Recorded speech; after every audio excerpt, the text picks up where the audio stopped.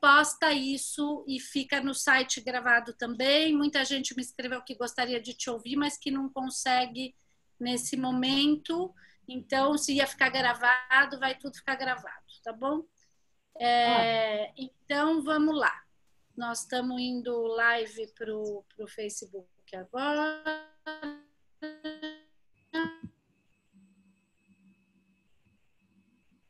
Só um pouquinho.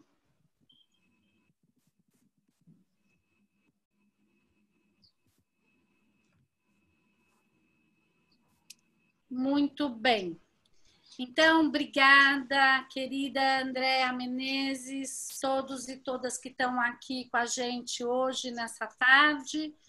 Eu, desde 14 de março, que eu estava em São Paulo, dentro de casa, resolvi ontem vir um pouco para a Casa da Praia, então estou aqui no Mood Bananeiras.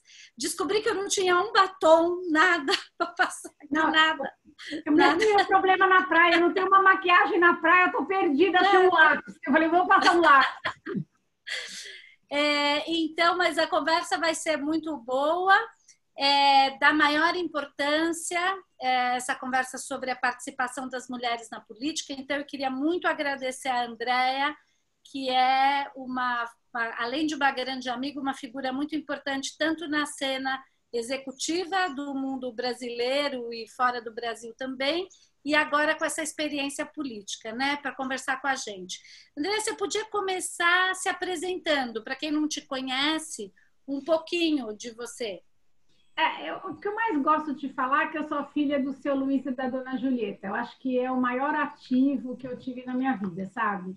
Os meus pais... Meu pai é um homem que fez 85 anos esse ano, foi bem emocionante a gente celebrar essa idade dele, e a gente veio junto para a praia para celebrar. Eu também estou na praia com um monte de paisagem atrás aqui. O meu pai foi um homem, filho único, criado por uma mãe, cujo pai os abandonou aos 5 anos. Então, o que eu vejo de diferença na minha criação é porque o meu pai acredita que mulher é a coisa mais forte que existe no planeta. Então, a visão dele é que as mulheres são um sexo forte. Ele precisa das mulheres para resolver a vida dele, para fazer as coisas dele. Então, eu fui criada num ambiente onde nunca recebi aquela história de isso eu não posso fazer, isso não é para você. Qualquer coisa que eu quisesse fazer era para mim. Tudo. E a minha mãe era aquela mulher que parou de trabalhar para ter os filhos e se arrependeu. Então, eu passei a vida inteira ouvindo: tem que trabalhar, não pode parar de trabalhar, tem que trabalhar, tem que trabalhar, tem que trabalhar. Então, junto essas duas coisas, nasci eu, né? E nascendo eu, a Cris Axé entrou. Beijo, querida. Nascendo eu, fiz a minha carreira lá, eu estudei em colégios particulares, mesmo sem muitas vezes meu pai poder. Eu tinha bolsa de estudo, eu estudei no Colégio Pio XII. Eu tinha bolsa de estudo quando meu pai não podia pagar, porque minha mãe ia lá e pedia bolsa, não posso mais pagar. Quando meu marido puder pagar, eu volto, aí depois pagava, e etc, etc. E eles achavam que duas coisas que eles podiam me dar: inglês e estudo. E eles super acertaram. Então, eu recebi dos meus pais o maior presente que eu podia ter e fui seguindo minha carreira. O que eu acho que é importante é que quando a gente pega... É que a gente está com mulheres maduras aqui na nossa live, mas quando a gente pega essa moçadinha, a gente começa a trabalhar, a gente começa a ter trabalho, a gente não começa a pensar em carreira. Pelo menos na minha geração. E depois a gente tem os filhos, aí tem que conciliar a carreira e o trabalho, o filho e o trabalho. E aí, quando entram depois dos 40 anos, que é uma idade que eu amo essa idade, adoro conversar com mulheres pós-40, que é quando você olha a carreira e a sua família está estabelecida. Então, o que você tem que construir, como você tem que construir. E aos 50, para aquelas que não chegaram lá, é incrível, uma mudança incrível de vida, porque você começa a olhar qual o seu legado, o que você tem para deixar. E eu estou fazendo 59 agora em agosto, então eu já estou começando a discutir, a pensar nos meus 60 anos e o que eu quero fazer na minha próxima década. Então, eu estou cheia de planos e quero construir uma sociedade melhor. Então, essa sou eu que criei uma carreira executiva e depois pensando em como deixar um legado para a sociedade. Então, Andréa, você teve uma carreira executiva muito importante, né? Você chegou a ser CEO de banco, quer dizer, uma coisa assim de top de linha mesmo. Aí chegou um momento que você, além de ser conselheira, além de ser executiva, você decide que você queria entrar para a política, que é uma coisa que eu tenho que te confessar, que eu comecei a prestar atenção com você nisso, porque eu sempre rechacei essa história completamente. Eu achava que política era para outro tipo de gente. E aí, quando você decide entrar para isso, eu comecei a refletir sobre o que isso queria dizer. Como é que você chegou a essa conclusão? Como é que você foi dessa carreira executiva para querer atuar na política?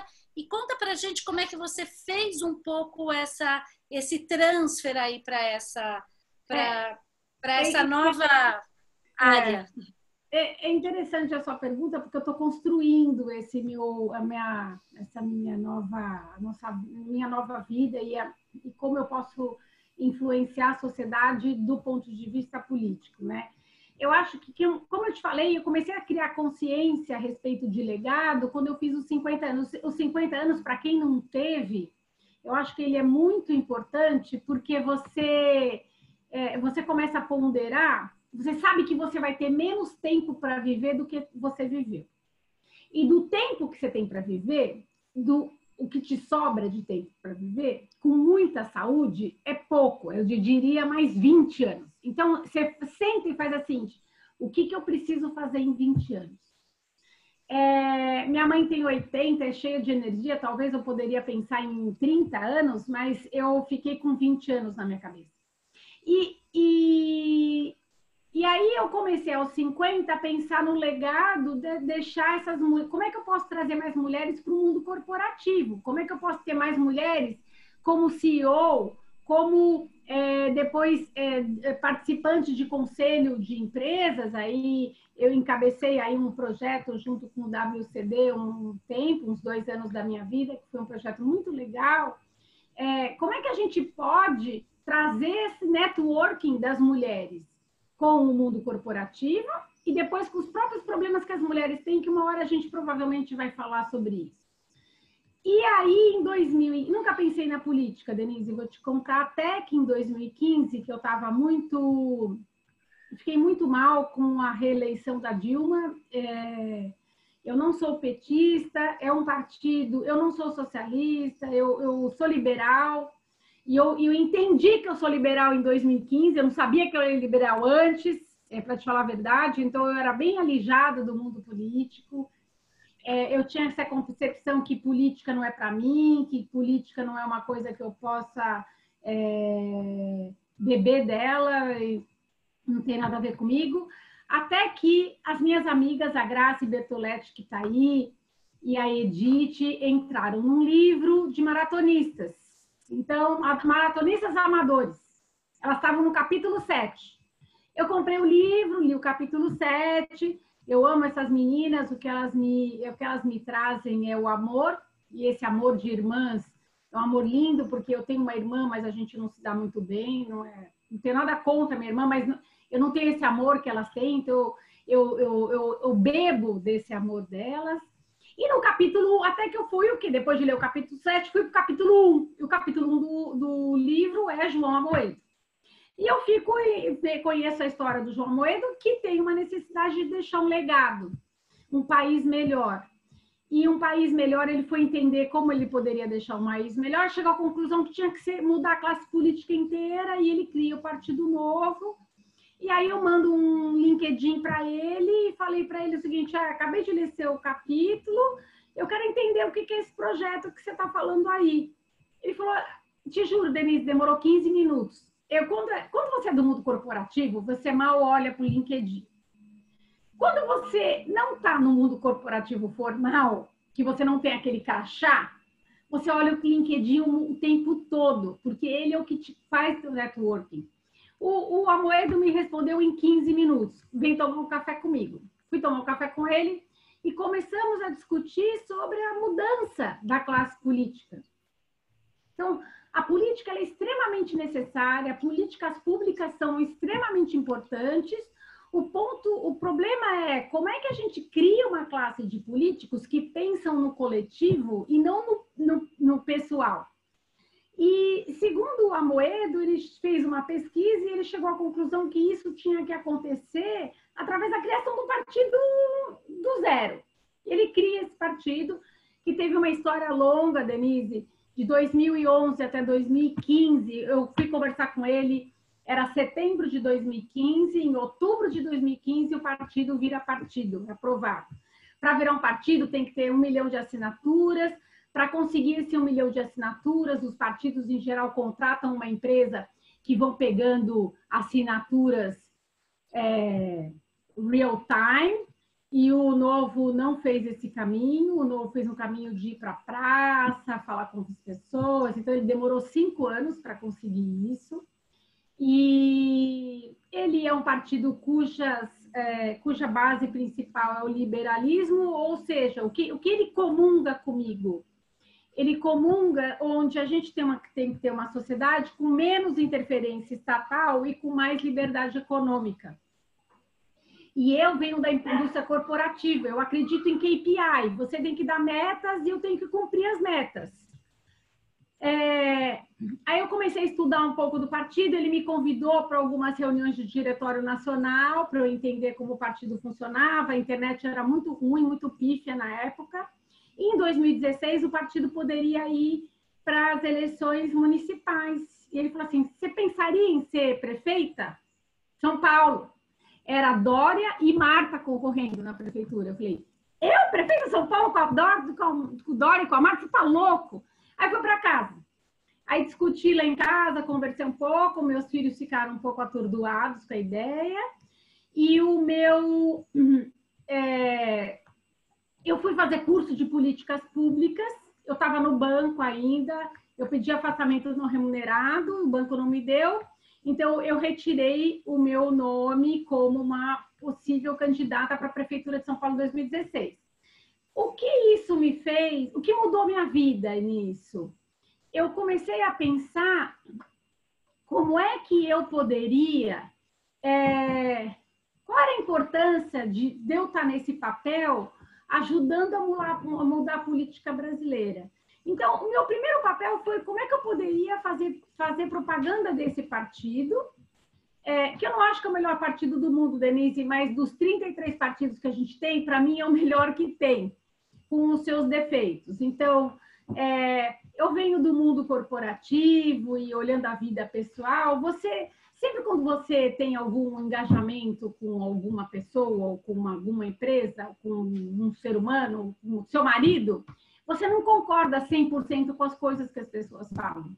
Porque você tem que ter uma convergência dos inegociáveis. Quais são os seus parâmetros inegociáveis e quais são aqueles que você consegue administrar. E eu acho que o Novo me trouxe isso. Temos ali algumas divergências do ponto de vista de como implantar o liberalismo. Tem os liberais radicais, tem os liberais menos radicais. E eu sou menos radical. Eu sou menos radical. É a mesma forma como você olha o próprio capitalismo. Então, o capitalismo, quando ele existiu, e eu sou capitalista de base, ele vê que a iluminação melhorou, porque o meu anjo da guarda chegou, né? Muito obrigada, meu amor. O capitalismo, quando ele existiu, o objetivo dele era olhar o shareholder. E hoje a gente está num mundo onde o capitalismo tem que olhar o stakeholder. Então, você tem que fazer construções novas das suas teorias econômicas, das suas teorias políticas, e eu acredito que os liberalistas radicais, eles não conseguiram ainda mudar o seu entremeio. A gente não pode negar que existe algum assistencialismo, onde o liberalismo é completamente contra, a ser feito na sociedade, ainda mais uma sociedade pobre, que nem a sociedade brasileira. Mas o fato é que essa história que o Amoedo me trouxe, essa visão de estudar políticas públicas, olhar o mundo de uma forma política, pensar em leis e pensar em atitudes políticas que possam contribuir com a sociedade. E aí acrescenta até uma coisa que eu estou fazendo hoje. Eu estou fazendo o MBA de Relações Governamentais, que é como a gente interage poder público e privado de uma forma construtiva. Então, a gente vê o lobby como hoje uma coisa, é uma palavra feia. No Brasil, né? No Brasil, né? Nos Estados Unidos, ele até tem a sua regulamentação. A gente tem um projeto de lei dentro da Câmara dos Deputados para que o lobby seja transparente. Né? O que a gente precisa é da transparência. Porque se você pensar, vamos fazer um paralelo. Você tem um CEO de qualquer coisa, de uma empresa, de um banco, qualquer coisa. Esse CEO, certamente, ele não vai ter todas as habilidades e as competências técnicas de todas as áreas.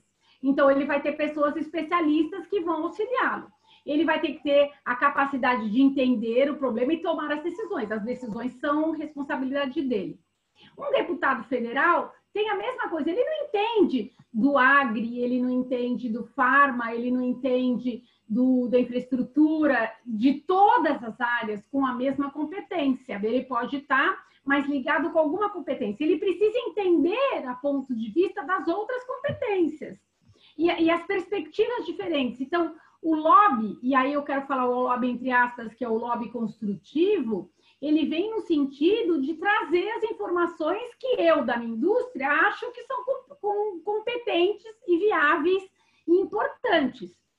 Tem aí a Grazi Bertoletti, que é do setor de saúde, é extremamente importante esse setor. Então, agora que a gente está vivendo essa pandemia, a importância das operadoras de saúde na nossa pandemia, elas são fundamentais para resolver esse problema. De repente, você tem lá um contrato onde não tinha um Covid lá, a pobre dessas operadoras tem que arcar com um custo que nunca foi orçado, que nunca foi visto, que nunca foi pensado. Então, vem out of the blue, uma coisa que tem um custo infinito. Eu até fui estudar, Denise, para você ter ideia, no meu MBA, a gente está fazendo uma aula de direito regulatório. Eu fui estudar um pouquinho o sistema de saúde, que eu estava preocupada com a solvência desse claro. setor. Agora, André, queria voltar um pouquinho nessa coisa da política ainda, porque eu acho tão interessante. O Amoedo, que é um cara que deve conhecer tanta gente, por que de uma mensagem do LinkedIn, uma troca, um café, uma primeira conversa, por que você acha que ele chegou no convite para você ser prefeita e depois, isso em 2016 e depois de novo? O que você acha que ele viu em você? O partido me ligou em 2018. André, precisamos de uma vice, pensamos em você. Você quer ser? Você tem 24 horas para responder. Eu falei, tá bom, responda em 24 horas.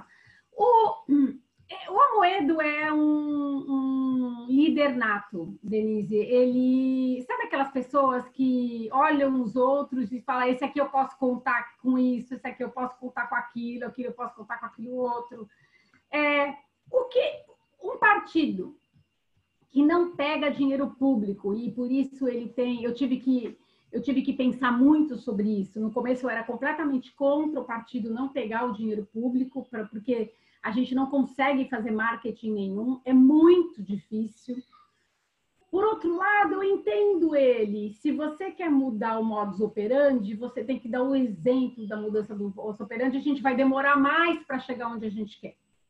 Então, depois a gente fala das eleições de 2020, que vão ser bastante difíceis nesse cenário que a gente está passando, mas o que o Amoedo, eu acho que ele tem sensacional, essa competência de olhar que pessoas que ele acham que vestiriam a camisa para lutar por aquele projeto. E eu sou aquela pessoa que compra o projeto. Então, fica fácil me convencer que é aquilo que eu tenho que fazer. Então, acho que é pela competência dele que ele me convenceu a estudar sobre isso e acrescentando o que nós vamos falar. Se eu quero mais mulheres... E ele achou que você tinha garra e vontade e ambição suficiente para realmente lutar pelo projeto. Então, ele entendeu esse desejo. Mais uma coisa que o Novo precisa, porque o Novo precisa de gente que consiga levantar recursos, porque a gente precisa de doação para fazer uma campanha política. Então, e não é... Você ficou, nós somos amigas, temos um grupo de amigas, nos vemos sempre. Naquele período, que eu acho que foi quase um ano antes das eleições de 2018, você sumiu. Você trabalhava, sei lá, quantas mil horas por dia para coisa política também. O que você faz nesse período? Qual é a tua função? O que você fazia quando a gente não te via? Não, eu ainda estava no banco, né? E eu estava num processo de mudança do banco. Então, eu combinei com o banco em setembro de 2016 que eu ia sair. E eu consegui efetivar a minha saída em abril de 2018. Então, eu trabalhei numa transição para essa saída. A segunda coisa, do ponto de vista político, eu não ficava lá dentro do Novo e também não fico até hoje. Então, a gente pode... Eu pago um preço por isso, né? Mas é um preço que eu prefiro pagar, porque é o meu estilo de trabalho. Eu acho que você tem que criar sua competência, né? Então, eu fiquei estudando coisas, eu fiquei olhando coisas politicamente, mas sem me preocupar efetivamente em que eu preciso ser agora. Eu sou católica de formação e eu acredito... Eu tenho um anjo da guarda, Denise, que o dia que eu morrer, eu vou beijar as asinhas dele, todas as pontas, do começo ao fim. Porque é incrível, eu estou sempre no lugar certo na hora certa. Eu nunca vi isso, sabe? Eu não entendo isso. Acontece isso comigo. Eu tenho uma história boa com você, lembra? De uma vez que a gente se encontrou no restaurante que tua mãe precisava de um médico. O anjo da guarda realmente está sempre de eu encontro a Denise sem querer num restaurante aqui na Barra do Saí, na Baleia. Denise, vamos lá em casa tomar um café. Ah, não, eu tenho que ir embora para a Riviera. Não, vamos lá em casa. Chega em casa, eu mostro a minha mãe. A minha mãe... toda empipocada na barriga, ela olhou e falou: André, isso é horroroso. Eu fui no posto de saúde de Boiçucanga, é uma alergia. Não é. Denise tira a foto, manda para dermatologista dela, herpes, o quê, Denise? Herpes Zoster, que é uma coisa super grave. A dermatologista sobe urgente para São Paulo. Então, eu tenho essas coisas, né? E hoje, agora, até põe a pessoa certa no lugar certo para resolver o problema da família.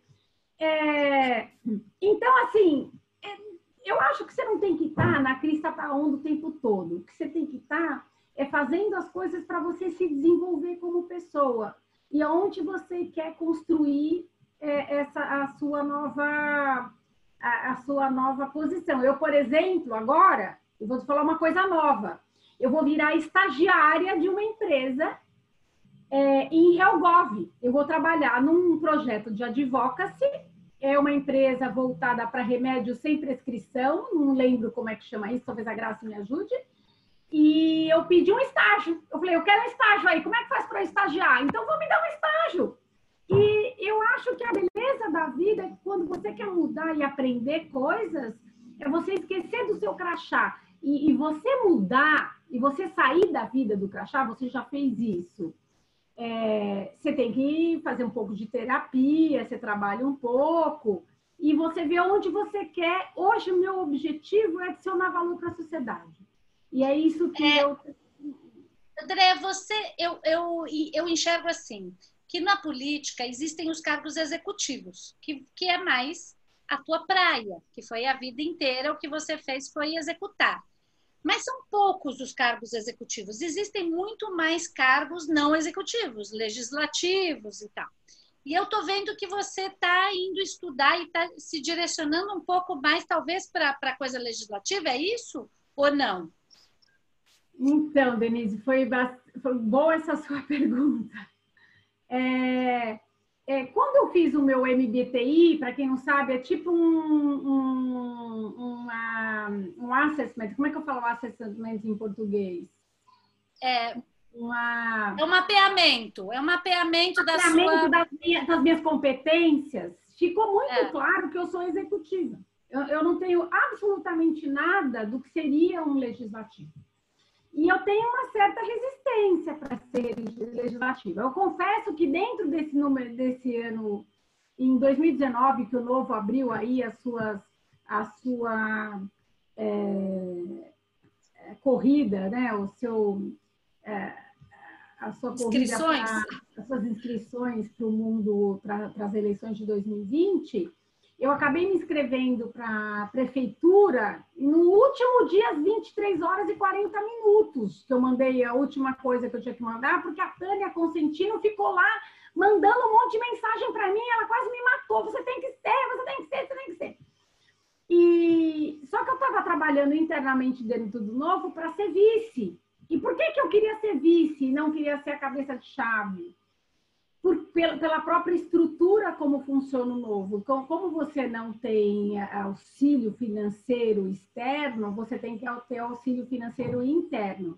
E a campanha do Rogério foi uma campanha muito difícil do ponto de vista de arrecadação de recursos. Nós arrecadamos 1,5 milhão, sendo que quase meio milhão veio do próprio presidente do diretório estadual, porque não fechava a conta, ele botava dinheiro. Eu consegui arrecadar no máximo 300 mil reais, então é difícil você arrecadar recursos para que você possa fazer uma campanha política. Não é da nossa praia, a gente é um país pobre, se eu tiver que arrecadar recurso, imagina em 2020, onde você tem um monte de gente precisando de comida, um monte de gente precisando de máscara, um monte de gente precisando de emprego. Você vai falar assim, me dá dinheiro para a eleição, que eu vou fazer uma vaquinha daqui a pouco, eu vou contar para quê. Então, eu acho que tem uma balança aí dentro do Novo, onde o nosso candidato tem que ter uma capacidade de trazer recursos consideráveis para fazer sua campanha, não era meu caso. A Regina está perguntando qual é o próximo passo na política, então. Então, eu tentei ser vice, aí eu fiz um plano de governo para o nosso candidato, que é o Felipe Sabará. Gosto muito desse cara. Eu vou fazer uma propagandinha dele aqui. Esse cara, ele tem um viés social muito legal, que não é um viés social que o próprio Novo tem. O Novo não tem, os liberais radicais não têm esse viés assistencialista, que eu sou a favor, e ele é a favor também. Então, eu gosto desse cara. Apresentei lá, me candidatei como vice, mas ele escolheu uma menina que é sensacional. Fiquei feliz de ser representada por uma mulher de competência, chama Marina Helena, trabalhou com o Paulo Guedes, estava no grupo de desestatização do Salim Matar. Então, ele trouxe essa menina para ser vice dele. E aí sobrou para mim participar como legislativo do Novo. Até comecei o processo, Denise, vou confessar, com muita dificuldade. Eu falei, tá bom, eu vou fazer os legislativos, não é que eu queira ser, porque não é minha habilidade, tá? Eu entrei no processo do legislativo dentro do Novo, ele tem 3 etapas, ele é incrível. Você faz a primeira etapa, é um teste com 100 perguntas, e essas 6 perguntas fazem com que você tenha que estudar a Constituição Federal, a Constituição Municipal, o regulamento interno da Câmara. É muito interessante. Eu gostei muito de participar. Eu não tinha participado de legislativo, só tinha participado do executivo. A segunda fase são entrevistas, isso é fácil. Eu sou a master top de entrevista. Essa história de você fazer coaching muito tempo te deixa... Toda vez que eu faço entrevista, eu quero me contratar, porque eu acho que eu sou ótima. E depois a terceira etapa, que era uma etapa onde eu tinha que começar uma campanha política, basicamente, foi quando começou a pandemia, e eu estou com 4 conselhos, que na pandemia, eu vou te falar, abril, eu trabalhei muito, e eu tinha que fazer um monte de coisa para a campanha. Eu falei, olha, tira a campanha do meu lado, eu queria contribuir com o Novo, muito mais por causa da cota, que a gente pode falar depois, porque eu trago mais 2 candidatos, mas eu tirei meu nome, e hoje eu estou trabalhando, o que eu resolvi fazer? Eu estou trabalhando na campanha de uma candidata para vereadora, se chama doutora Roberta Robbi. Ela é ginecologista e obstetra, e a parte legal que ela fez, como ela é muito voltada para a saúde, ela não quer um mandato voltado só para médica, ela quer uma coisa mais estendida. Então, ela me trouxe, eu vou focar em relações governamentais e educação, ela trouxe uma outra pessoa voltada para a parte de sustentabilidade, ela trouxe uma outra pessoa voltada para a parte de governança, uma advogada. Então, esse mandato é um mandato que é dela, mas ela tem elas são 4 mulheres trabalhando para as bandeiras, e se ela ganha, a gente vira assessora dela, a gente trabalha para a construção desse mandato. E eu achei isso legal, porque então, eu gosto dela muito, eu gostei da proposta, porque isso vai me ajudar. Se ela ganha, eu viro assessora dela, isso me dá uma experiência legislativa que eu acho que eu não tenho a menor competência. Quem sabe isso cria em mim uma outra visão a respeito do que seria o legislativo, do que eu posso adicionar de valor, e aprender um pouco essa relação entre o público e o privado. Então, hoje eu comecei a trabalhar na campanha da doutora Roberta, aliás, eu estou atrasada com ela essa semana, que eu estou estudando toda a parte da educação. Depois a gente conversa um pouquinho do que a gente acredita, do que é... Tem uma coisa bárbara que eu aprendi na campanha e que eu estou trazendo para a campanha da doutora Roberta nesse momento. Eu gosto muito do mandato dela, porque o mandato, no fundo, na verdade, não é um mandato duplo, onde tem 4 mulheres trabalhando, mas é uma candidatura de uma vereadora que já tem 3 assessoras, que são assessoras de peso e que querem adicionar valor. Então, isso eu gosto muito desse projeto. Então, eu queria começar essa nossa conversa, então, sobre mulheres na política, porque a gente vê que as mulheres se interessam pouco pela política, pelo menos até agora, e se afastam, e, na verdade, tem aquela frase que diz, né? Se você se afasta porque você não gosta da política, você acaba deixando que façam por você o que não seria o que você gostaria que fizessem, né? Você acredita, independente do novo, que ter mais mulheres na política mudaria o que a gente faz de importante, o que a política deveria fazer de importante para um país como o nosso? Como você diz, um país tão pobre, com tanta corrupção, com tanto pepino, e gente fazendo política para, sei lá, egóica, para o meu bolso, para a minha vida só. Quer dizer, será que nós mulheres teríamos essa capacidade? E aí, como diz aqui a Andréia, tem 52% do eleitorado que é mulher, mas apenas 12% na política. Ou seja, mulher não tem na política, mas também, pelo jeito, não tem muita mulher que vota em mulher. Como é que é essa história? Precisa mesmo de mais mulher? E se precisa, o que acontece que a gente não vota em mulher? Vou tentar responder. Vamos ver. Se eu não responder uma delas, você me fala que pergunta está faltando, mas eu adoro essa pergunta, né? Quando a gente olha nessa época da pandemia, um dos artigos que mais circulou ali entre LinkedIn e nos WhatsApps foram as 4 mulheres primeiras ministras que tiveram excelente desempenho nos seus países com relação ao tratamento da Covid, que é Alemanha, Taiwan, Nova Zelândia, Dinamarca e Finlândia. 5 mulheres. O que a mulher traz que o homem não traz? Aliás, eu vou deixar aqui bem claro, eu tenho 0 contra o homem. Eu tive a carreira que eu tive porque os homens que estavam me gerenciando me deram as oportunidades. Me too. A única diferença é que eu tive a coragem de entrar na oportunidade que o sujeito me deu, tá? E às vezes não eram oportunidades fáceis, eu podia sair mal do negócio. Então, a diferença é a seguinte, eu acho que eles são incríveis. Eu não acho que o homem é contra a mulher. Eu, Andréia, eu não tive essa experiência, tá? Assim, deve existir, mas eu não tive essa experiência no mundo que trabalhei. Eu trabalhei em bancos americanos que tinham diversidade implantada, então talvez eu tenha tido essa sorte. Eu tenho mais dificuldade do novo, dentro do novo, com diversidade, do que no próprio mundo financeiro. Mas, voltando à sua pergunta, eu acho que tem um estudo, a McKinsey fez um estudo desde 2007 até 2017, foram 10 anos, que tem um estudo que chama Women Matters.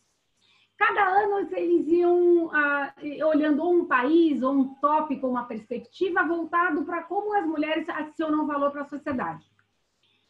Até chegaram num deles que ficou muito famoso, acho que foi de 2012 ou 2013, falando que se as mulheres tivessem mais acesso, 50% de acesso ao mundo de trabalho, você aumentaria o PIB mundial em 20 trilhões, e se você tivesse 30%, 13 trilhões equivale a uma Inglaterra, um Japão e mais não sei o quê. Então, ficou muito famoso esse estudo da McKinsey.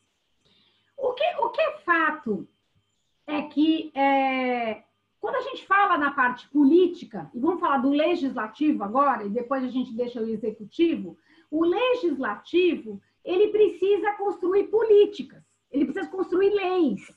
E para você construir leis, é ideal que você tenha uma diversidade da sociedade. Então, a gente está numa fase da nossa atividade política, que eu estava prezando bastante dentro do governo Bolsonaro, que é acabar com o presidencialismo da coalizão e voltar a um legislativo que tem importância, porque o legislativo tem 513 representantes da população. Ele representa a nossa população. Querendo que ele não represente totalmente o número de mulheres, ou o número de negros, ou o número de índios, você tem representantes. Ele é melhor do que o executivo nesse sentido, porque o executivo tem um bias, ele tem um projeto, nesse projeto pode não atender toda a população. Então, eu não acredito que você possa fazer um mundo legislativo sem uma diversidade que seja um retrato da nossa sociedade. Então, a gente começa com um retrato entre gênero, depois a gente vai fazer um retrato de raça, porque ele é importante. E depois a gente vai fazer um retrato de preferências sexuais, e assim vai, né? Porque a gente tem que ter um retrato da nossa sociedade. Então, não dá para admitir que eu tenha alguém que coloque lei que não coloque uma mulher. Aqui eu vou fazer um parênteses para a gente não fazer o mimimi. Parece que a gente quer lei só para ter o salário maternidade, ou essa coisa que quando a gente fica grávida, esqueci, como é que chama isso? A gente fica... Licença maternidade. Parece que a gente só quer pegar o fruto... Esquece, não é isso que eu estou dizendo. E nem acho que as mulheres só têm isso para fazer. Acho que as mulheres têm o quê? Uma visão diferente de qualquer coisa. De como eu vou colocar os R$600 para todas as pessoas que precisam de auxílio hoje, né? E você tem um monte de CPF que não existe. E você tem... Como é que você vai olhar? Então, eu acho que o problem solving das mulheres e dos homens são diferentes e eles adicionam. Então, eu não consigo pensar na construção de leis sem a participação de uma representação maior de homens e mulheres.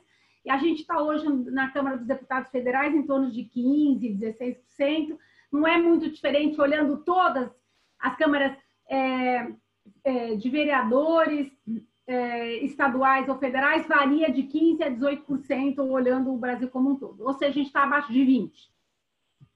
Então, esse é importante. No executivo, é um pouco diferente. Eu não acho que obrigatoriamente você tem que ter uma mulher ali. O estudo da McKinsey, tem um deles que ele divide as competências dos líderes.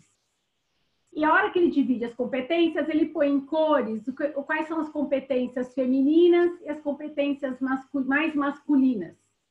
E dependendo do que situação que você está na sua empresa ou na sua fase da sua empresa, uma competência mais masculina é melhor, uma competência mais feminina é melhor. Ou seja, a solução ali é mais ou menos, tá? No dia que eu estava nesse...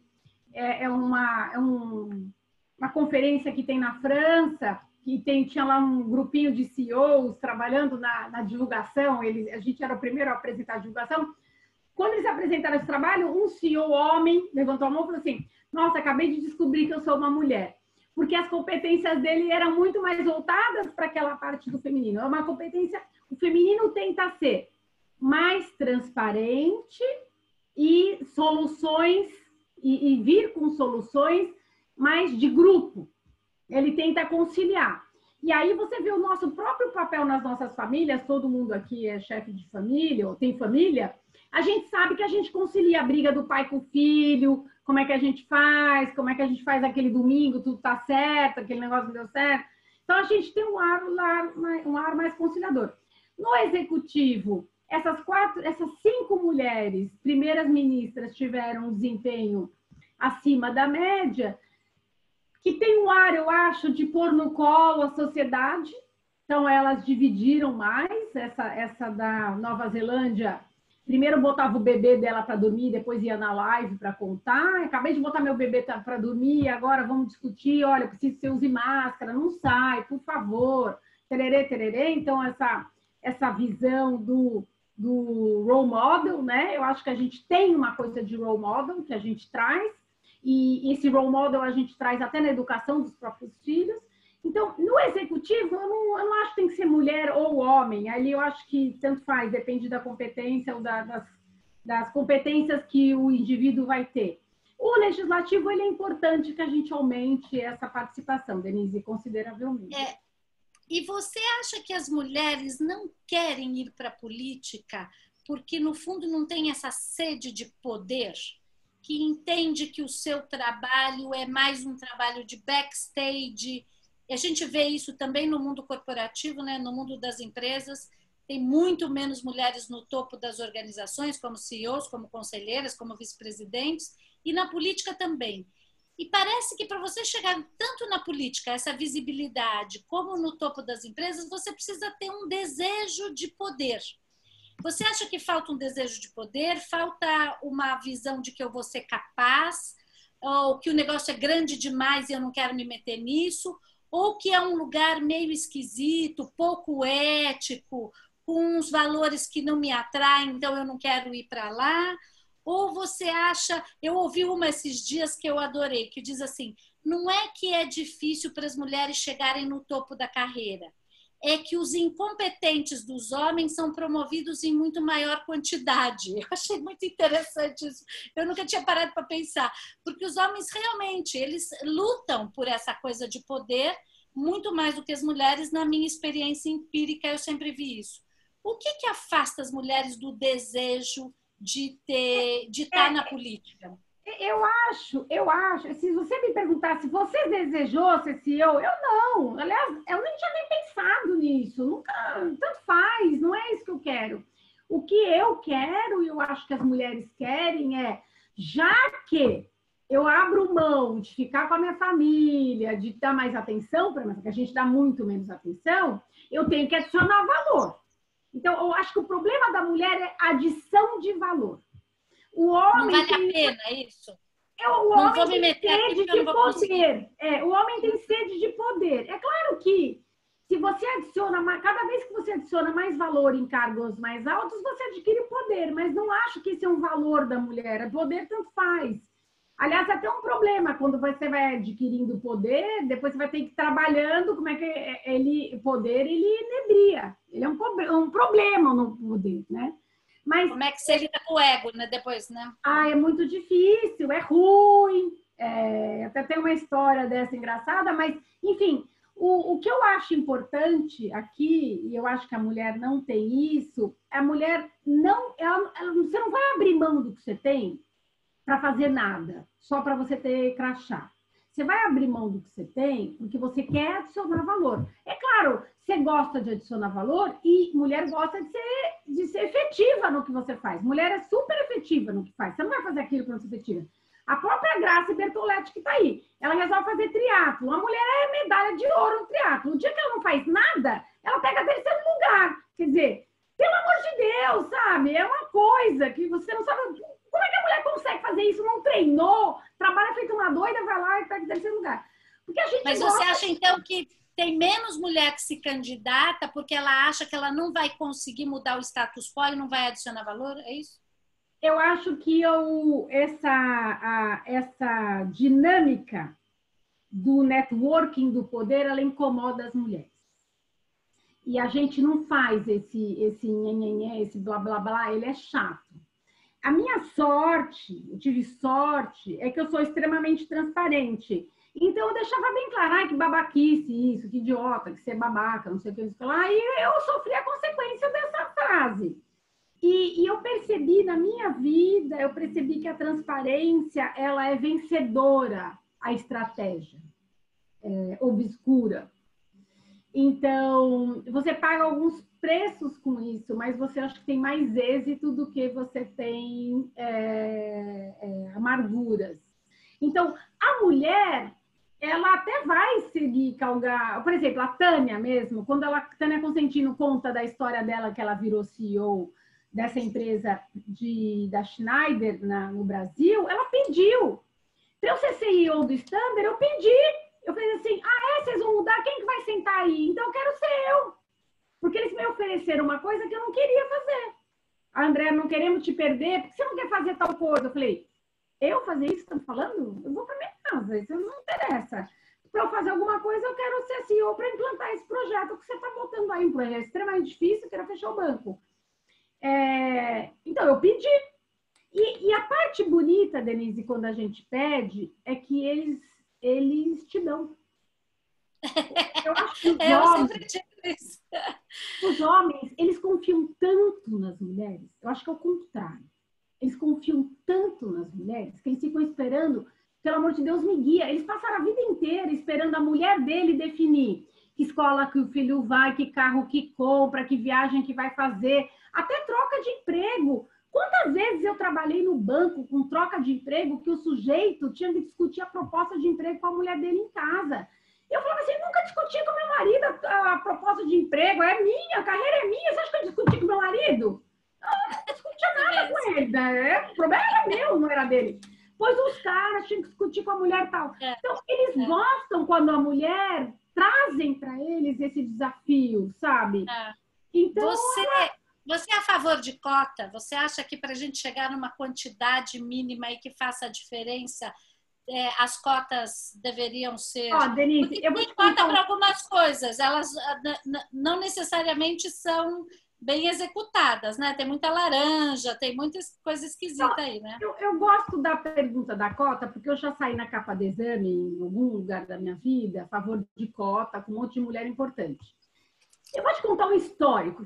A gente começou a votar em 1932. Então, a primeira mulher na Câmara dos Deputados, Câmara dos Deputados Federais, em Brasília, era uma mulher em 1932. De lá, 1932 a 90, entraram 30 mulheres. De 90 a 2018, foi para 70 mulheres. Se eu pegar de 32 a 70, são 3,5 mulheres por eleição. Como foi muito lento esse crescimento de 32 a 90, eu vou pegar agora, porque é meio exponential o gráfico. Agora, com a Covid, todo mundo sabe o que é exponencial. Que é exponential. Todo mundo sabe o que é exponential. Então, de 90, vou pegar parte do exponential, que é de 90 a 2018, que são 7 eleições, nós colocamos 6,5 mulheres por cada eleição. Tá bom. Então, vamos lá. Hoje a gente tem, então, 77 mulheres dentro de 513. Vamos supor que a gente faz uma média, 6,5 a gente vai aumentando, a gente faz uma média de 6,5, a gente vai para 13 mulheres por eleição, em média, tá? De novo, o exponencial começa a subir e vai subir. Bom, 13 mulheres por eleição, nós vamos demorar mais 6 eleições para atingir 30% de mulheres. Ou seja, nós demoramos 24 anos para a gente dobrar o número de mulheres que a gente coloca, para conseguir 30%. Então, 2044, a pobre da minha neta, que vai ter 24 anos, que vota desde 18 anos, vai demorar ainda 6 anos para ver 30% de mulheres dentro Ai, que preguiça! Precisa do Exponential, então. Então, o que eu quero dizer com esse número? Esse número me tira todo o tesão, eu fico desesperada quando eu vejo um número desse. O que acontece? O que acontece com a cota? E o Novo é contra a cota, e tem muita gente que não gosta de mim no Novo, porque por causa da tal da cota. Eu tiro a minha resposta, uma resposta assim. A cota traz a pergunta que você me trouxe. Se eu não tivesse cota, você nem perguntava sobre isso. A gente precisa fazer alguma coisa para que essa velocidade se amplie. O problema da cota, o que ela trouxe? Ela trouxe um subterfúgio. Eu preciso achar uma laranja para eu botar homem ali, né?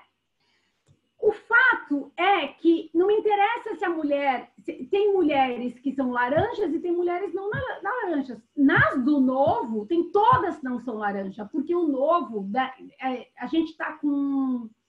A gente vai ter em torno, se eu não estiver enganada, 40 candidatos esse ano. 12 mulheres, portanto. E a gente dispensou no processo seletivo quase 100 mulheres. Uau! Então, o processo do Novo ele é muito criterioso.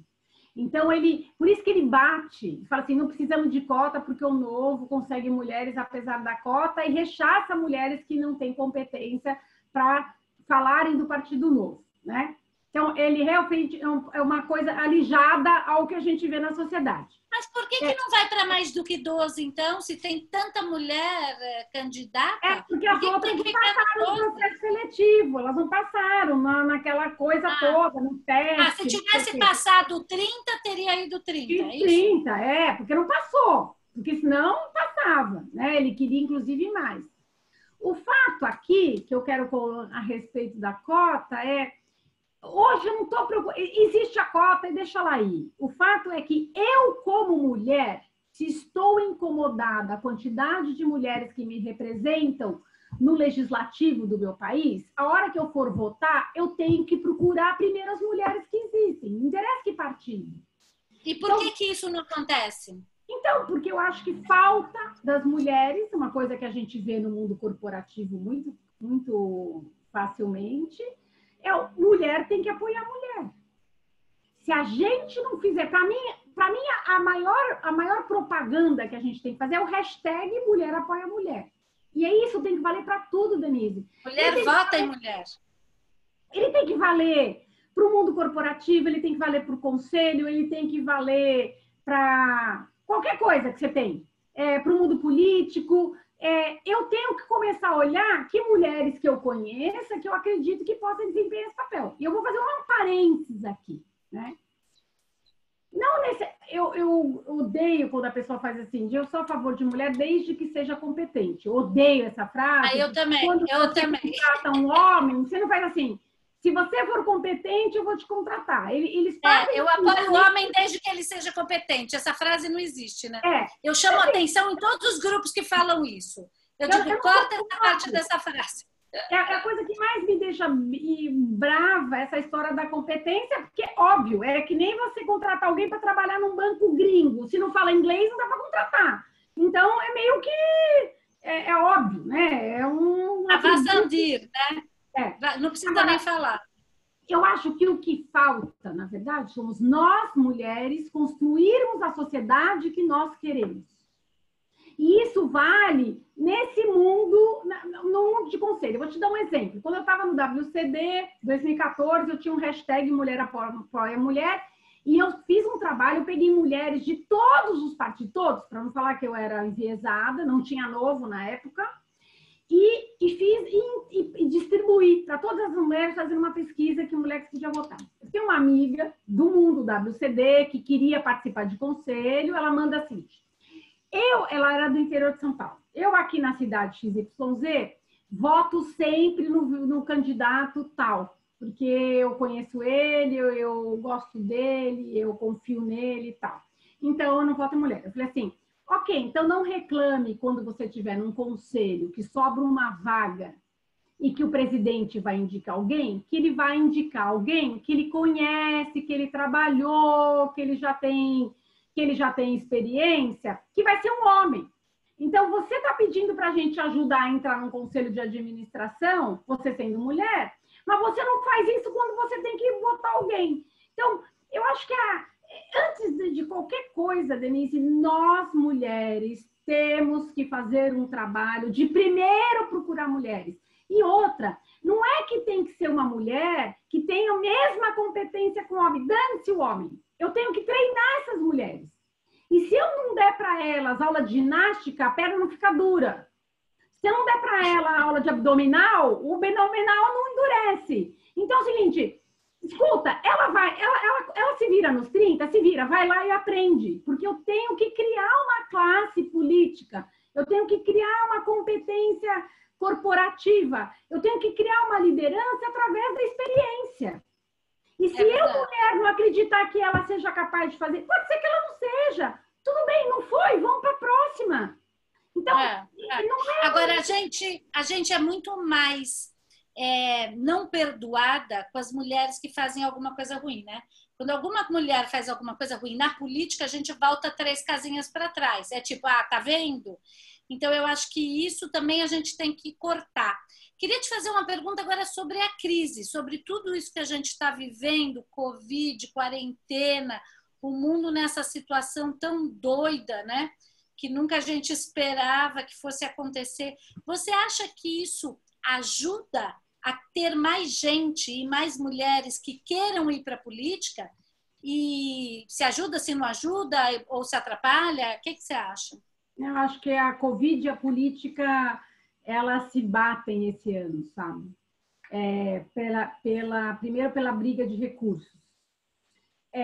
Eu não acho que você acredite que se você tiver mais mulheres dentro do legislativo, para você voltar medidas mais voltadas para as necessidades do cidadão, né? Não, esquece. Não tem correlação, na minha opinião. Zero. Não. Eu acho que a crise, o que ela vai trazer para a gente são mudanças importantes. Primeiro, né, a brincadeira que eu acho que é fato, entender o que é exponential. Hoje o cara do Paraisópolis entende o que é uma coisa exponencial, então o exponential é um nome que você pode usar bastante no que você precisar, que hoje ele faz sentido, e eu acho que ele muda um conceito, uma coisa importantíssima, que é o nosso reflexo com relação à educação. Porque a educação, ela ficou igual em toda essa trajetória de séculos, né? A gente teve o celular mudou, o carro mudou, bota um monte de coisa que teve uma alteração enorme. O computador mudou, os aplicativos. O computador mudou e a aula continua aquele quadro negro com o professor lá frente. O que a gente está tendo hoje não é uma mudança significativa, é o mesmo professor com o quadro negro sentado na parte digital, que isso também não funciona, que é a minha aula da GV, que é insuportável. Aquele cara lá falando que você dorme do outro lado.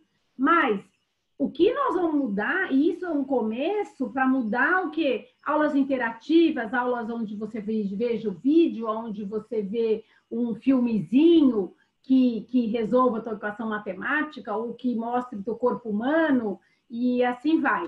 Então, eu acho que na parte política tem pouca influência, porque eu não acredito que tem uma relação entre o que está acontecendo com a Covid com a parte política, exceto somente o comportamento do presidente. Hoje em dia, com toda essa parte de rede social, que é tão potente, né? Tão usada, inclusive, pela política nas eleições, que começou há um tempo atrás e agora virou realmente motor de coisas verdadeiras, de fake news, de tudo mais, ainda precisa de muito dinheiro para se eleger, mesmo com essas novas ferramentas de grande alcance social, em redes sociais e digitais, ainda precisa de muita grana. E se precisa de muita grana, existe dinheiro de bancos de fomento que gostariam de ver mais mulheres representadas, que podem ajudar com dinheiro para que mulheres se elejam? Eu adoraria, Denise, mas eu até vou procurar nesse sentido. O que eu percebi na campanha do Rogério e depois acompanhando o segundo turno do Zema em Minas Gerais, né? A campanha do Rogério foi uma campanha que custou R$1,5 milhão. Você tem ideia, a campanha do Ricardo Salles foi do mesmo nível, mesmo tamanho, e o Ricardo Salles não se elegeu. O Zema gastou no primeiro turno uma coisa muito similar, R$1 milhão e pouco, e o Anastasia, que foi o candidato que foi para o segundo turno com ele, gastou R$9 milhões, né? Então, aonde a gente gasta? A gente gasta hoje impulsionando nas redes digitais. Esse impulsionamento gasta, seja ele no WhatsApp, seja no Instagram, no Facebook, no LinkedIn, você gasta esse dinheiro. E ele tem retorno. As pessoas começam a te olhar, porque você não consegue atingir com o seu número de, sei lá, você tem, sei lá, vamos olhar você, não sei, 10 mil seguidores. Você precisa que esses 10 mil repliquem para 3 vezes Isso é bom se você for legislativo, mas se você for executivo, você precisa de 6 milhões de pessoas te olhando. Então, esse número aumenta o número do impulsionamento, e a gente gastou em impulsionamento. A gente viajou pouco, e era tudo um monte de voluntário. Então, a gente é um partido que, efetivamente, a gente gasta muito menos, mas gasta. E não tem um jeito mais orgânico disso atingir as pessoas? Tem que ser pago e impulsionado? Você pode contar com os seus amigos, que é o que nós vamos contar hoje com a campanha da Roberta, que a gente vai ter muito pouco dinheiro. Eu vou botar uma vaquinha e eu vou querer que vocês me ajudem de 100 a 500 reais na vaquinha, porque se a gente tiver 2 mil pessoas, já dá 10 mil reais. A nossa campanha vai custar 50 mil reais. Então, Precisa de quantos votos? Precisa de quantos votos para essa? Para vereador, é o seguinte, você tem que tem o quociente eleitoral. Se você pegar o número para que o partido tenha uma cadeira, você precisa de 100 mil votos. Então, você pega todos os deputados, soma tudo, quantas vezes 100 mil votos você tem uma cadeira, tá? Como a gente tem uma vereadora que já é importante, fez um trabalho fantástico, a Janaína Lima, a gente espera que ela traga mais só ela deve trazer a cadeira dela e a gente soma todos os outros, deve trazer outra cadeira. E depois disso tem um fracionamento, né? A distribuição de votos ela é extremamente democrática, é incrível isso na nossa Constituição, e mais, ela é voltada para que você traga partidos que não tenham representação, para ficar bem plural a nossa distribuição de participação na Câmara, tanto da vereança, quanto do estadual, quanto do federal. Isso é muito legal. A gente tem uma Constituição extremamente partidária. Por isso que essa história de você ser... o novo é a favor, eu sou contra, que é o candidato sem partido. Não adianta nada um candidato sem partido. A nossa legislação e os regimentos internos, eles estão completamente partidários, o que eu acho bom. Você faz um dos partidos se organize. Mas, tirando isso, então a gente acha que a gente vai ter, assim, com muito esforço, até 6 cadeiras. Tem gente no Novo que acredita de 10 cadeiras. Mas é importante sair de 1 para 6 cadeiras, a gente adquire um passo. Então, a gente precisa de, no mínimo... Quanto de dinheiro precisa gastar, em média, para poder ter 100 mil votos, para ter uma cadeira?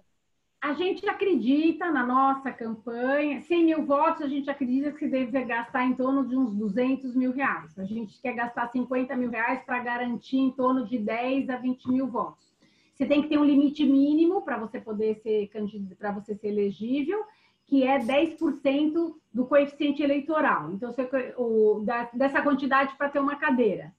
Se para ter uma cadeira é 100 mil, você precisa de 10 mil votos. Então, a gente precisa ter no mínimo 10 mil votos para a gente poder entrar depois no rateio.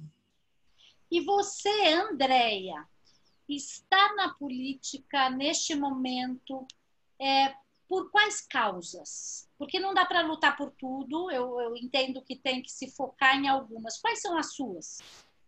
Olha, Denise, eu acho que a parte principal e aí eu vou até falar uma coisa complicada. Eu tenho uma amiga americana que eu morei nos Estados Unidos um tempo, e eu tenho uma vizinha, e eu fui nos Estados Unidos na época que o Trump estava se elegendo, ela ia votar a favor do Trump. Por quê? Porque ela queria alguém com background corporativo para trazer para a política, porque às vezes a política esquece de KPIs, de entregas, né? De focar em entregas, que o mundo corporativo faz isso muito bem. Eu acredito, e aí o Novo também acredita, que a gente do mundo corporativo tem um modus operandi que pode adicionar valor na política. O que eu estou aprendendo, olhando agora o Zema trabalhando em Minas Gerais, os nossos deputados trabalhando em Brasília e em São Paulo, que é mais ou menos assim, não é exatamente assim. Fazer política significa que você vai ter que fazer concessões. Se você não vai ganhar todas as batalhas, que a gente já conhece isso no mundo corporativo, e que tem horas que você faz uma coisa que não é aquilo que você acha, nem aquilo que você acredita que é a tua bandeira. Mas você tem um espectro muito diverso de pessoas e de necessidades para atender. Então, eu acompanho bastante o mandato do Zema, inclusive me candidatei para ser uma secretária de Minas, da parte de desenvolvimento econômico, quando teve um secretário dele que se demitiu. Cheguei um pouco atrasada, já tinha um mineiro ali, e entre um mineiro e uma paulista, eles ficaram com o mineiro, o que eu posso entender. Eu acho que o mundo corporativo, o que me interessa ali é o seguinte, eu acho que o mundo corporativo, ele traz excelência de execução, que é o que a gente precisa no mundo político, porque a gente não está ali para outra... né? De gestão, né? E eu até conversei com o Salim Matar, eu estava num processo dentro do governo, junto com o Salim Matar, aí veio a pandemia, a gente parou um pouquinho. O Salim comentou uma coisa que eu adorei, que ele falou assim, André, a gente precisa cada vez mais de pessoas, que nem você, que não estão aqui para ganhar dinheiro, elas estão aqui para ganhar aprendizado e para ganhar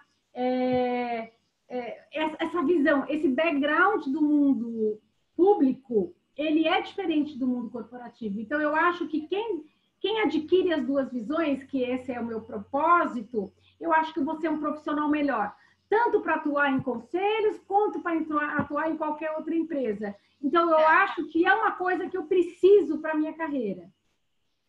Acho que o Salim e todo o Ministério aí da Economia está fazendo um bom trabalho de atrair bons executivos para irem ajudar bons técnicos.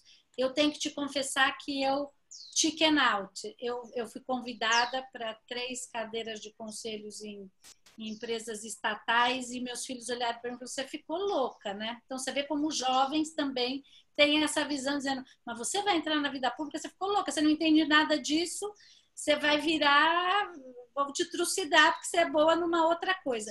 E eu falei, vocês têm razão. Então, eu acho que isso que você está falando, que a gente realmente precisa aprender, se quiser entrar, não é o meu caso, eu nunca tive desejo. Aliás, eu me surpreendi muito de ter sido convidada, porque não é meu lance, mas tem esse medo, né, de como é que a gente realmente pode não virar, não entrar numa máquina de moer carne e de repente acabar com uma vida executiva muito bem sucedida em coisas que a gente não entende e não sabe se mexer, né? Então, estou olhando bem você para poder ver como é que isso anda. Para quem quiser entrar, o que você diria para as pessoas mais jovens ou as não tão jovens, né? Que gostariam de começar a se aproximar desse mundo político? O que você diria que precisa fazer? Eu acho que primeiro tem que entender o que é o mundo político. O que eu gosto muito é a própria Renova BR, que é um movimento que nasceu para que... A Renova BR tem um conceito meio parecido com o Novo, só que o Novo resolveu ser partido e a Renova BR resolveu ser formação política. Então, a Renova também acredita que você tem que mudar as nossas lideranças políticas do país. Então, ela monta ali um treinamento de apoio para que ela possa te qualificar e formar quadros políticos mais adequados. Então, além de quanto tempo dura essa formação? Eu acho que são uns 4 meses do Renova. Eu não fiz Renova, me chamaram, mas acabei não fazendo. E custa? É pago? Não. Você depois pode, eles pedem para você, para quem puder, doar alguma coisa, porque eles vivem de doação, né? Para qualquer partido. Para qualquer partido, Denise. Isso é muito legal. Você está sentado ali com o cara que é completamente de esquerda, que acha que o Estado tem que fazer tudo. Não que, e aí eu vou fazer até uma ressalva, não que eu seja liberal e não acho que o Estado tem que fazer. Veja, a princípio, o próprio Novo em Minas Gerais tendo uma atitude assistencialista num momento econômico que isso ele exige. Então, eu acho que essa consciência do que qual é a sua importância como governador, né, como entidade pública para a sociedade, é o que falta. Então, a gente não é irresponsável. Mas momento, se a gente tivesse com um governo mais de esquerda, a gente estaria hoje com uma dívida PIB, a nossa já vai ser difícil, já vamos para 100% aí com certeza o ano que vem, a gente estaria com uma dívida PIB muito maior, né? Tem uma pergunta aqui sobre se você acha que o povão, ou seja, o pessoal mais de base, entende essa necessidade da gestão na política. Eu acho que essas pessoas, eu tive uma experiência muito interessante na minha campanha. Eu ficava às tardes, algumas tardes, eu botei no elevador de serviço, eu ficava no hall de serviço do meu prédio com um cafezinho e bolo. Então, todo mundo que passava ali, eu conversava. Então, eu conversei com o pintor do prédio, com o faxineiro, com a babá, com não sei quem, né, o motorista, para entender a visão deles política. E eu vou te falar, as pessoas têm muita opinião. Elas não estão preocupadas, Denise, qual é a sua vertente política. O que elas precisam ela quer ir no posto de saúde e conseguir fazer a consulta. Ela quer entrar no ônibus e conseguir se deslocar. E ela quer ter um emprego. O filho dela tem que ir na escola. Então, creche. É o básico. É o básico. Por exemplo, creche. Creche. A mulher, assim, as creches hoje, e se você for na cidade de São Paulo, a gente atendeu quase 100% da demanda por creche. Não tem lista. A gente já está equacionado de creche. Só que ela das 8 às 5. Então, você pega a moça que trabalha numa casa de família, que vai entrar que nem eu, patroa de Moema. Eu queria meu café da manhã às 7h30 da manhã na mesa. A mulher tem que chegar às 7 da manhã e o filho entrou às 8 horas na creche. Alguém tem que levar. Ela paga para alguém levar. Ela saía antes para pegar o filho. Às 5 da tarde ela já estava na casa dela, ela conseguia pegar o filho na creche, mas não necessariamente todas as casas. Então, essa sensibilidade do empregador com relação a essa dificuldade que as pessoas têm para administrar o dia a dia da sua família. Como é que você podia resolver? Quando meu filho estava na creche, a creche do meu filho era das 7 da manhã às 7 da noite. Claro, creche privada, que eu pagava, bacana, com aula de inglês, essa coisa toda. Mas era das 7 da manhã às 7 da noite. Então, a gente, política pública, Estado, tem que dar uma creche das 7 da manhã às 7 da noite, porque um dia a mãe que leva de manhã e o pai que pega às 7 da noite na saída. Então, se a gente não tiver esse tipo de solução, a gente não resolve. E quem é o povão, que é quem usa o serviço público, o que é que acontece da gente, classe A, e um pouco da classe B? Como a gente não tem aquilo, a gente paga imposto, e o imposto é voltado para serviços do Estado. A gente não usa nenhum serviço do Estado, Denise. A gente compra a nossa casa, a gente paga a escola, a gente paga assistência médica, a gente paga segurança, a gente paga tudo. Por isso que eu fico falando, você devia então contribuir numa campanha política para mudar, para fazer um partido que mude isso, para que você possa parar de pagar para você conseguir usufruir do que o seu imposto retribui. Então, ou bem não paga, ou bem usufrui, né? Exato. Então, a gente já está acostumado, a gente compra tudo. Então, quem não compra tem que usar, né? O que eles querem é usar isso de forma adequada. O que eu aprendi na minha campanha política? Eu aprendi aquilo que a gente sente. E hoje, na pandemia, a gente sente isso muito bem. Assim, me desconforta muito saber que o isolamento ele é só para nós, classe A. Quem está bonitona, isolada, sou eu, você, esse povo que está aqui. Porque o povo que está ali na comunidade, a antiga favela, que a gente deu esse nome bonito agora, é o cara do serviço essencial. Ele é o cara que está no supermercado, ele é o cara que está na farmácia, ele está dirigindo o ônibus, ele é enfermeira, Então, esse cara é do serviço essencial. E esse cara está lá, quando ele volta para casa dele, são as 8 pessoas naquele lugar, se alguém ficar com problema, não tem como se isolar. Então... Agora, eu acredito, e eu não sei fazer muito conta disso, mas é uma intuição, assim, pelo que eu leio, de que, na verdade, não falta dinheiro. Falta boa maneira de usar esse dinheiro, menos corrupção e mais gestão. Isso é verdade? Se a gente usasse bem, ou nós somos pobres e não importa como vai ser a gestão, e não é a corrupção que leva a tudo, mas a gente não vai ter jeito de poder melhorar essa desigualdade e que os pobres não tenham... Eu fico passada, sabe com o quê? As pessoas que não têm água e esgoto dentro das suas casas. Isso realmente me não desespera. Tem nem essa história de lavar a mão, né? Quando chega em casa. Não, isso me desespera. Pensar que você não consiga ter água e esgoto, que você não consiga ter uma casa minimamente... Então, nós somos pobre, e se a gente tivesse boa gestão e não tivesse corrupção, tem dinheiro mesmo para resolver todos esses problemas? Não. Ou como é que eu vou olhar o orçamento do Estado, que eu estudei mais do que o orçamento da Prefeitura, tá? Da Prefeitura tá aqui, eu tenho uma lição de casa para fazer. No Estado, quando você olha o orçamento do Estado, 60% dele é gasto em previdência para um servidor público. É doido. Ou você muda, e assim, eu não quero falar mal de servidor público, eu tenho vários servidores públicos na família, eu acho que tinha uma regra e eles jogaram a regra. Então, a regra tem que ser alterada, que tem sido alterada, né? Tem que mudar essa regra.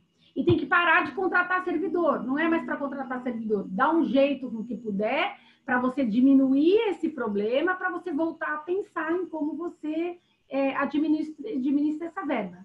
Então, se continuasse do jeito que está, daqui a 5 anos a gente tinha 80% do orçamento público para servidor, para você gastar com aposentadoria de servidor. Então sobra 20%. A gente tem 40% sobrando. Desse 40%, por lei, a gente tem que destinar para educação, saúde e segurança. É por lei, você é obrigado a destinar. E a quantidade e se você olhar para a verba, para onde vai para esses 3 itens. E se você olhar a quantidade, o número parece absurdo, grande, porque o Estado de São Paulo é rico. O que a gente teve muita dificuldade, Denise, em entender desse número, quanto que custa cada aluno do setor público, para poder comparar com uma escola pública. Então, a gente teve várias pessoas que trabalharam no nosso plano de governo, vieram números dos mais distantes possíveis. Alguns deles, você falava o seguinte, então... para tudo, e eu vou contratar a escola privada aqui do lado de casa, que é muito mais barato que eu pagar. Só que você não consegue matar o servidor público, ele entra meio no custo da educação. Então, os professores aposentados estão dentro do custo da educação. Ele existe, esse é um problema. Então, o que a gente tem que fazer a nossa conclusão, depois de conversar muito sobre isso, você fica muito frustrado quando você vê os números, você tem que ter uma gestão melhor. E aí tem várias coisas que a gente tinha como proposta de gestão. Eu vou te dar um exemplo. Então, por exemplo, você pega o servidor, como é que você pode usar melhor o servidor público? Então, o servidor público, a professora, quando dá aula, ela ganha um salário de insalubridade. Aí ela vai para uma secretaria, aí ela deveria perder o salário de insalubridade para ficar na secretaria. E aqui a folha de pagamento não era uma folha de pagamento informatizada, suficiente que você tiraria esse cargo automaticamente. Então, ela fica lá ganhando a sua insalubridade e vai lá para a sua secretaria. A mulher que faz a faxina do prédio da escola é servidora pública. Você não precisa disso. Toda a faxina da delegacia, da escola, do hospital, você deveria ter um serviço terceirizado, porque você não precisa de um servidor público que fez uma carreira. Não, esse negócio que eles fazem, né? Concurso, para você botar ele para fazer faxina da escola, entendeu? Então, tinha toda uma... Por exemplo, o Rogério tinha lá no plano para a gente aumentar o contingente de número de policiais, era contratar serviço público para limpar as delegacias. E aí a gente aumentava em 30% o número de policiais. Se você for na própria GCM, que eu visitei a GCM de Rio Claro, o comandante me mostrando o sujeito lá que fez o concurso, fez curso de guarda policial, pintando a parede da coisa. Então, aí eu começo a pensar se nós, como seres humanos, somos um projeto que não deu certo, porque não é possível, né? Sabe por quê? Sabe o que não dá certo? Não dá certo é porque quem está ali não quer resolver o problema do outro, quer resolver o problema próprio. quem está ali já entrou, e aí a gente vai ver pelo nosso próprio governador, eu estou ali já trabalhando para a minha próxima eleição. Então, eu estou ali para ficar 4 anos e eu só vou trabalhar 2 anos, porque o meu problema é a próxima eleição. É enlouquecedor isso. E é isso que eu gosto do Novo. O Novo, você é proibido, você pegou um cargo público, você não pode sair até você terminar. Você é obrigado a terminar o seu mandato. Para evitar que você não trabalhe para aquele propósito, porque a gente tem que começar a ter o cara que trabalha para aquele propósito. E isso é uma mudança que vai demorar, Denise, não vai ser rápida. Bom, tomara que a gente possa ter mais mulheres e mais gente interessada em entrar nesse debate, porque não é um problema insolúvel, não é ir para Marte. Seria resolver com gente de boa fé, que se você está na gestão pública, é para pensar no público, e não no teu particular e no teu privado. Parece tão óbvio, mas de óbvio não tem nada, né? Queridas, nós estamos indo para a nossa finalização, mas você vai falar tudo ainda que você quiser.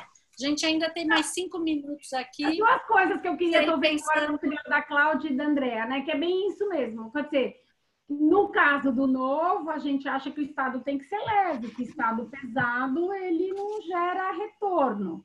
E, claro, sempre com a transparência. Eu acho que os governos que administraram essa fase da Covid com transparência, eu estou aqui em São Sebastião, eu estava como presidente da Associação de Bairro da Barra do Saí, foi muito interessante estar como presidente da Barra do Saí dentro do mundo da pandemia, de São Sebastião, né?